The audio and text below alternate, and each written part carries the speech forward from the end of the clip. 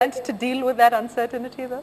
Yeah, I mean, you have to. I mean, that's part of the business. You try to minimize the risks, obviously, by doing as much as you can, As far as making money goes, I think it'll take probably 3 years or something to start getting a return on the investment. Okay, after the break, we're going to talk to a man who's very, very proud of his daughter's achievements so far. We'll be joined by one of the co-founders of Infosys right after this break. Come back and watch India Inc. Generation Next. Was this a conscious decision on your part to actually let her do this by herself and not get involved? It should not be mine, it should be hers, the success should be hers, the experience should be hers, and the failure also should be, if it happens, should be hers.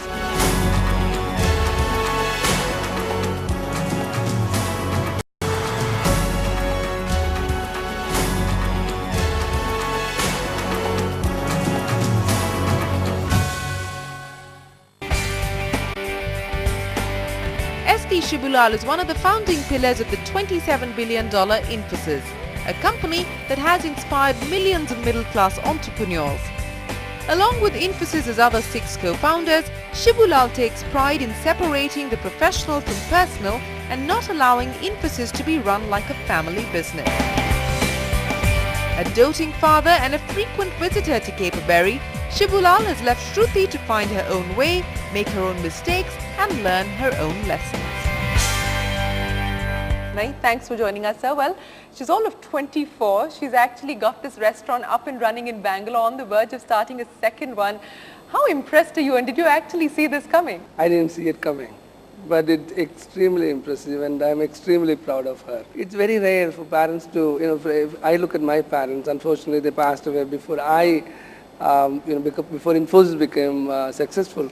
But when I look at her, I can see her starting on her journey, and it's extremely exciting. In fact, this is the first time on this show that we've got 2 first-generation entrepreneurs from the same family together in completely different businesses. So that's a first for us as well.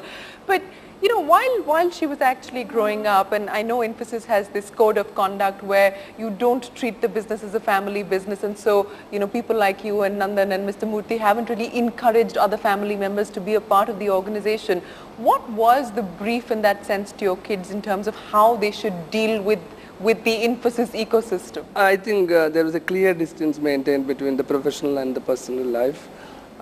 We bring work home all the time because we work from home, but we don't mix work with the family life, number one. Number two, I think the behaviors, it's all leadership by example. It's all, what kids see in you, right? They have seen us keeping the separation. We have clear distance between the corporate property and our personal property. So all those experiences, they figure out that this is 2 separate entities. It is not a family organization, it's a very professional organization. Those values get transmitted automatically, that's what I believe. But in Shruti's case, for instance, she didn't want to be part of Infosys. She wasn't really in that sense interested in technology. But for somebody else who happens to be part of the co-founding family, if they are genuinely interested, why disqualify them because of their parentage in that sense? Actually, really they are not disqualified, but being a very professional organization, we have built a leadership layer. Those leadership layers are already in place and they are expected to do certain things over the next few years. There is another issue, because if one of the children want to join Infosys and they get selected through the proper channels, you still have an issue with the regulatory framework, because you need government permission, as far as I understand, for one of the children or relatives to join the organization. When she actually came up to you and said, I want to come back to India and I want to get into the hospitality business in India, did you think that this was an experiment, or did you actually believe that she was going to do this seriously? Actually, myself and my wife Kumari, we were both surprised, mildly surprised. But once she came back, she started getting involved in some of the activities here. One thing with her is that we have moved back and forth multiple times. So she has spent enough time in India so that she is completely at home here. Even though it is a very tough business, it's a very challenging business, it is not a I should say it's not a very dangerous business. Moral police would not agree. Wine, there's, you're out late at night. What are you talking about? Of course it's a dangerous business for a 24-year-old girl.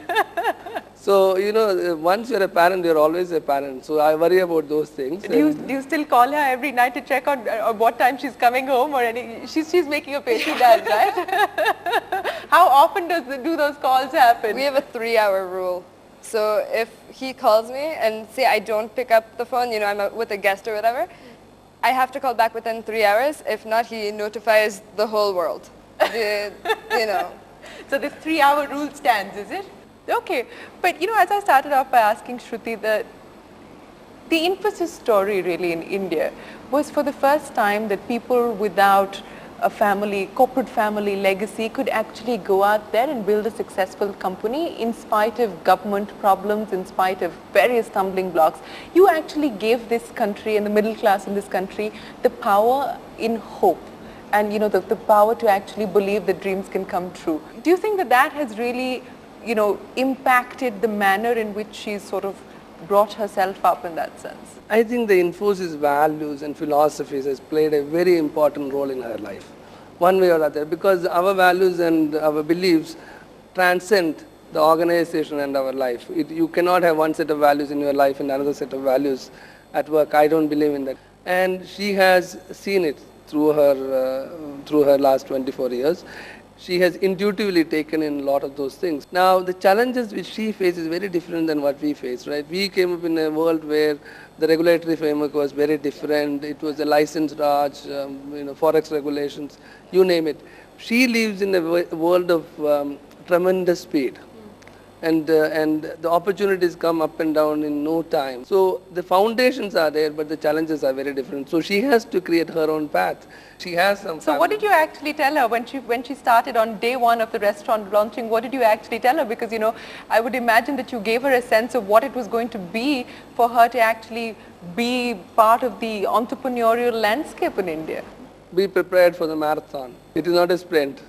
Sprints don't create organizations. Organizations are created if you can stay on, you can sustain, you can put in your hard work, but it is a marathon. But didn't you consider New York? Because it would have been perhaps a lot easier for an entrepreneur to actually get started in New York as opposed to starting in India. You would have been equally comfortable there considering you've lived half your life in the US anyway. 2 reasons why I wouldn't do it in New York. One is because I have so many resources here. Honestly, and my family's here. I have this great support system. And the second reason is that India, there's a lot more opportunity here. New York, you're 1 in 5 billion restaurants. Yeah. So, you want to do something that's more relevant in a place where it's appreciated, where it can make that difference. Was it easier for you to actually take the entrepreneurial plunge and the risk knowing that you had that support system? To some extent, of course. At the same time, we faced a million challenges that I think any entrepreneur would, regardless of my background. And being his daughter didn't give you easy access to any of that? Not as much as you would have liked might have hoped. Yeah. So was this a conscious decision on your part to actually let her do this by herself and not get involved? Because, you haven't clearly. Yeah, that was a very, very conscious decision. This has to be hers. This should not be mine. It should be hers. The success should be hers. The experience should be hers, and the failure also should be, if it happens, should be hers. So that she will gain from it, and it's her marathon to run. My job is to support her, give her the advice when she calls. Do you read reviews in the paper and all of that? Have you started doing that? In the very beginning, I used to read, because being in front of media, being in front of talking to media is a tough thing or a difficult thing. At least that's what I thought. I would not have done this at the age of 24. But after third review, I said, okay, this is okay. I don't have to read it anymore. For other young entrepreneurs who are actually trying to sort of go out there, do it by themselves, what would your advice be? My first advice is that ideas don't create wealth or value. Execution creates wealth or value, right? You can have the best idea in the world, but if you have the wrong execution or the wrong team, you will not create value. So if you look at, the success of Infosys, other than the business model, the most important thing was our values, the values which we believed in, client focus, leadership by example, the distance between corporate wealth and personal wealth. you operate within legal and ethical boundaries. And that, in my mind, invites luck. And luck is a must. And in my mind, I believe that you can invite luck by having your values right.